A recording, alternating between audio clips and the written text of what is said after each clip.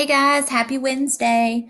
So today we are going to finish up our mid-unit assessment, part two, and we are actually going to use that same passage that we read yesterday. So let's quickly review our goals for our mid-unit assessment, the things that I want you to be able to do.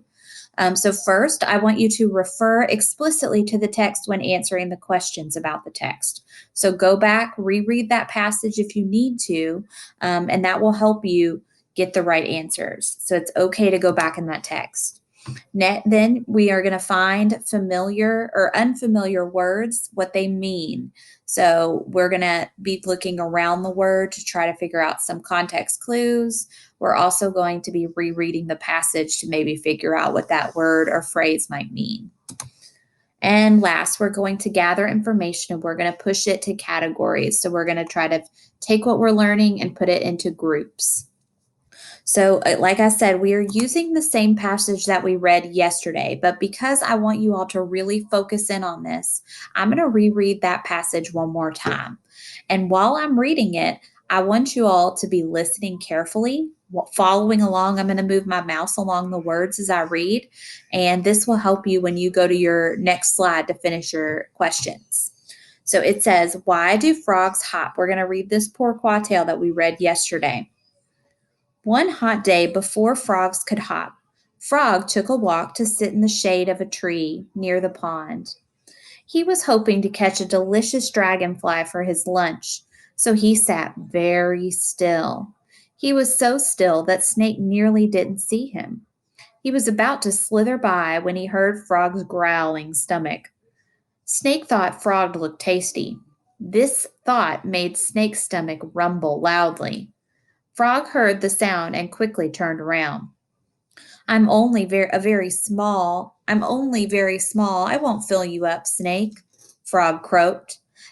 Snake thought about this, and his stomach growled again. Frog was very small, but Snake was very hungry. Clever Frog knew that Snake liked to race because he could swim very fast. Race me across the pond, Frog suggested. You can eat me if you win, but if I win, you let me go. Snake immediately agreed. He knew that it would take a frog much longer to swim across or walk around because he was so small. This is too easy, he thought. 3, 2, 1, go!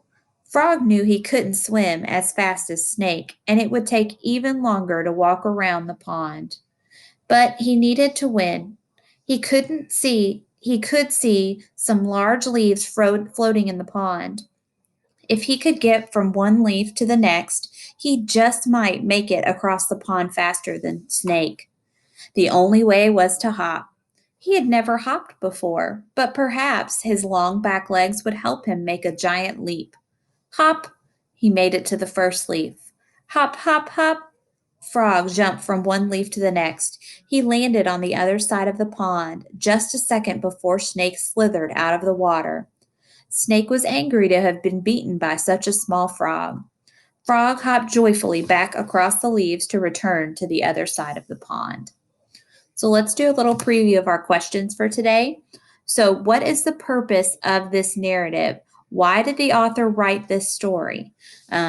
Think back to what we know about pourquoi tales and these why questions. That will really help you all. Then you all have question 5, which has 2 parts. So I'll read the question and then we'll talk about the 2 parts. So it says the text says Snake was angry to have been beaten by a small frog. Frog hopped joyfully back across the leaves to return to the other side of the pond.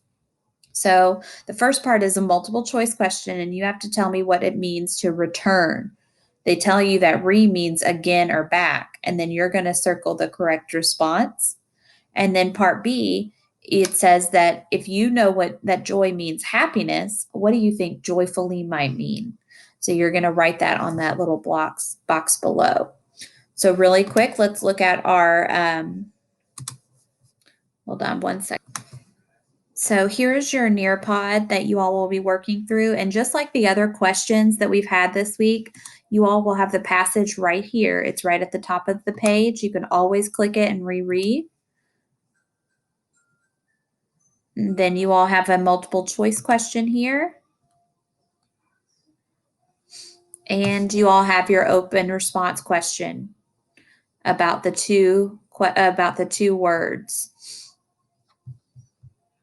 All right, guys, remember, try your best. Go back in the passage if you get stuck. Good luck.